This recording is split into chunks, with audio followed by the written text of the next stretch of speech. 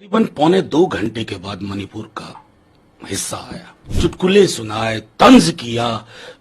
ये सब आप करते हैं, 24 घंटे करते हैं। 9.5 साल बहुत होते हैं किसी भी देश में, बल्कि उससे ज्यादा आप हैं। मैं तो उम्मीद भी नहीं करता हूं कि आप कभी जवाहरलाल नेहरू जैसे विशाल हृदय के होंगे। सीधी सी बात है कि मैं स्पष्ट तौर पे कहूं कि प्रधानमंत्री जी से जिस तरह की शांति की अपील, न्याय की पूरी गारंटी के साथ जो होना चाहिए था, वो नहीं कर पाए। तकरीबन पौने 2 घंटे के बाद मणिपुर का हिस्सा आया, 2.5 से 3 मिनट 30 सेकंड बोले थे पार्लियामेंट के बाहर। क्या इस अविश्वास प्रस्ताव के केंद्र में मणिपुर की हिंसा थी, वहां की सामूहिक पीड़ा थी? क्या प्रधानमंत्री जी अनभिज्ञ थे? भिज्ञ होने के बावजूद अगर आपने इस भाषण का उपयोग उपहास उड़ाने के लिए किया, चुटकुले सुनाए, तंज किया, ये सब आप करते हैं, 24 घंटे करते हैं, चाहे भोपाल में करें, राजस्थान में करें। लेकिन कल का दिन वो नहीं था। एक ट्रेजेडी हुई है, एक मानवता के खिलाफ अपराध हुआ। कल चूक गया प्रधानमंत्री जी। जैसी बातें सुनने को मणिपुर के लोग आतुर थे टीवी सेट्स के सामने, उन्हें बड़ी डिसअपॉइंटमेंट हुई। नहीं, ये विश्वसनीयता और गंभीरतापूर्ण सवाल जो लोग उठा रहे हैं हम जानते हैं। आप टाइमलाइन देखिए, वॉकआउट के बाद मणिपुर शब्द का 2.5 मिनट के लिए आया मणिपुर का एहसास। उसमें भी अतिथिजीवी बनने की कोशिश। 9.5 साल से आप हैं साहब। 9.5 साल बहुत होते हैं किसी भी देश में, बल्कि उससे ज्यादा आप हैं। अब आप नेहरू पे ठीकरा नहीं फोड़ेंगे, इंदिरा जी पे ठीकरा नहीं फोड़ेंगे। ये आपके कद को नीचे ले जाता है। मैं तो उम्मीद भी नहीं करता हूं कि आप कभी जवाहरलाल नेहरू जैसे विशाल हृदय के होंगे। लेकिन अटल जी से तो सीखते, वो तो आपके नेता थे।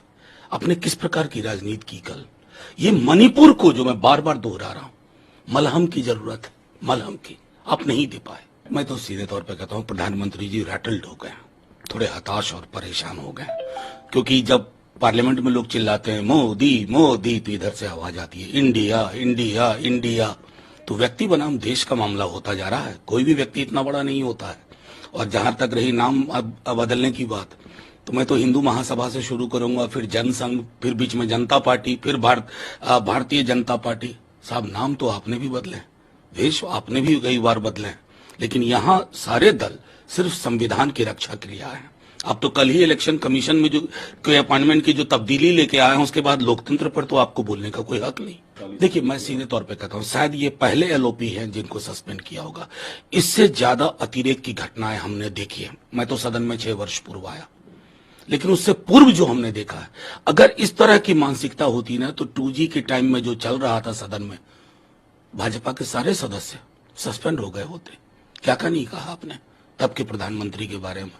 तो ये जो छुई मुई वाले चरित्र में रखते हैं प्रधानमंत्री जी को, करे रे रे रे छुई मुई हैं, इनके बारे में कोई शब्द बोले, मान लीजिए वो शब्द गलत, क्या आप सीधे एक चेतावनी नहीं दे सकते थे?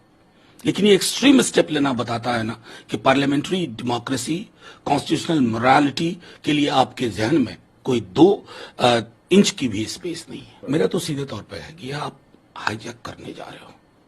आप इलेक्शन कमीशन, जिसको हम कहते थे कि स्वतंत्र और निष्पक्ष चुनाव के लिए एक स्वायत्त संस्था है, आप उसकी स्वायत्तता खत्म कर रहे हो। माननीय सर्वोच्च न्यायालय की चीफ जस्टिस उसमें थे, पीएम थे और एलओपी थे। अब आपने क्या किया? पीएम के द्वारा नामित एक और मंत्री यूनियन कैबिनेट से, और एलओपी 3 है, कोरम 2। जो चाहेंगे आप करेंगे। वैसे भी जो चाह रहे हैं, इलेक्शन कमीशन को आपने कठपुतली बना दिया। अब ये कठपुतली ना, डोर की भी इसको जरूरत नहीं है, आपके इशारे पे नाचेगी। नहीं, तो वो तो कर ही नहीं सकते। उनके चरित्र में नहीं, उनके स्वभाव में नहीं, उनकी मानसिकता में नहीं है। देखिए, सामंती मूल्यों से लैस व्यक्ति जातिगत जनगणना के लिए कभी तैयार नहीं होगा। वो तो सामंतवाद की सीधी प्रखर अभिव्यक्ति है, उनसे नहीं हो पाएगा। लेकिन पूरे देश में होगा, ये मैं गारंटी दे रहा हूं। जातिगत जनगणना को आप डिले कर सकते हैं, रोक नहीं सकते। तो भारत माता शब्द पर क्या कंट्रोवर्सी है, जिस पर राहुल गांधी ने बोला कि आजकल ये असंसदीय? नहीं, देखिए, आप एक बात सोचिए कि एक्सट्रीम क्या स्टेप हो रहा है। उन्होंने कहा कि भारत माता के विचार का कत्ल हुआ मणिपुर में। अंग्रेजी में इसको कहते हैं idea of India has been assassinated. क्या यह शब्द पहली बार बोला गया? जो भी भारत माता को चिंतित होंगे, भारत माता सिर्फ मध्य प्रदेश, उत्तर प्रदेश, बिहार, राजस्थान नहीं है ना। भारत माता मणिपुर भी है, कश्मीर भी है, तमिलनाडु भी है।